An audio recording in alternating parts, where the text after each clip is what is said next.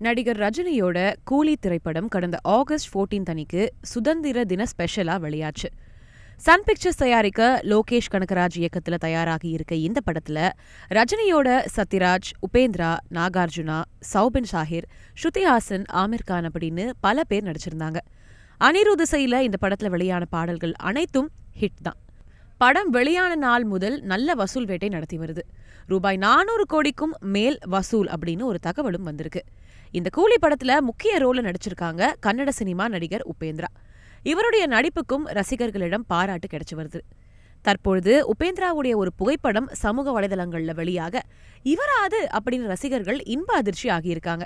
அப்படி என்ன போட்டோ அப்படின்னா, நடிகர் உபேந்திராவின் மனைவியும் பிரபல நடிகையாம். தமிழ்ல நடிகர் அஜித் நடிச்ச ராஜா திரைப்படத்துல நாயகியாக நடித்த பிரியங்கா தான் உபேந்திராவின் மனைவியாம். தற்பொழுது உபேந்திரா மற்றும் அவரது மனைவி எடுத்த போட்டோ தான் வைரல் ஆயிட்டு வருது.